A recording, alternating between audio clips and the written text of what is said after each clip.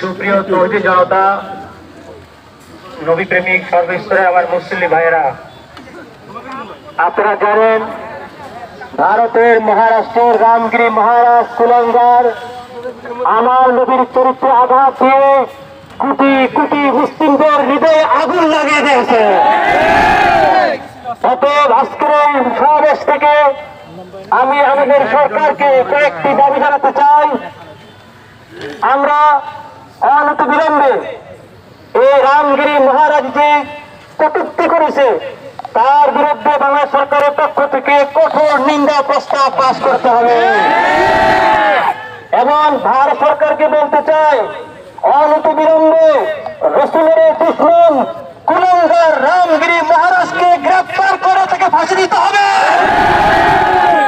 যদি ভারত সরকার এই কুলাঙ্গার রামগিরি মহারাজকে শাস্তি না দেয়, বুঝতে হবে ভারত সরকারের সমর্থন রয়েছে। যদি ভারত সরকার এই অন্যের পক্ষে সমর্থন দেয়, তাহলে বাংলাদেশের মুসলমান ভারতের বিরুদ্ধে সর্বাত্মক অবস্থান গ্রহণ করবে। যদি ভারত এর বিচার না করে, তাহলে আমরা ভারতীয় পণ্য বয়কট করব। আমরা কেউ ভারতীয় পণ্য ব্যবহার করবো না।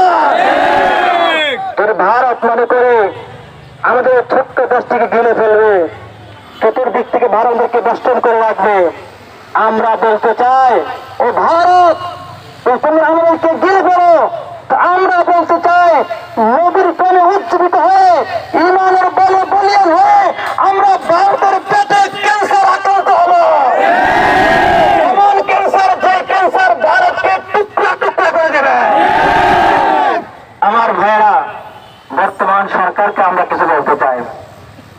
অনতি বিলম্বে শিক্ষা কমিশনে হক্কানি বিজ্ঞ আলেমদেরকে অন্তর্ভুক্ত করতে হবে এবং সরকারকে বলতে চাই এমন কিছু করবেন না যা দেশ ইসলাম ও মুসলমানদের বিরুদ্ধে যায়। যদি এমনটা করেন, তাহলে ইতিহাস থেকে শিক্ষা নেন। আগের সরকার যেভাবে ইসলামের বিরুদ্ধে অবস্থান নেওয়ার কারণে পালাতে হয়েছে, ও সরকার আপনি পালানোর জায়গা পাবেন না।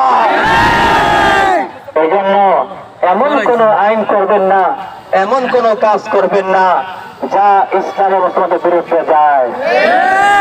আমার আশিকিন মুসলিম ভাইয়েরা, আপনারা অনেক কষ্ট করে আজকের এই সমাবেশে উপস্থিত হয়েছেন। আমি সকলকে ধন্যবাদ জানাই। ওলামায়ে কেরাম যারা কষ্ট করে এসেছেন সকলকে ধন্যবাদ জানাই। জাযাকুমুল্লাহ খায়রা। মুসলিম ভাইয়েরা, পরবর্তী যদি কোনো রসুলের পক্ষে, রসুলের মহব্বতে যদি কোনো আওয়াজ আসে, যদি কোনো মিছিলের আহ্বান করা হয়, সকলে আমরা যাবো তো ইনশাআল্লাহ। আমি আমার উস্তাদ আল্লামা মুফতি মুরশিদের একটি কথা বলতে চাই। যদি কখনো উলামায়ে কেরামের পক্ষ থেকে ডাক আসে রাসূলুল্লাহর জন্য নিজের মাল, নিজের জীবন রক্ত দিতে হয়, কারা কারা বুঝতে দেখে।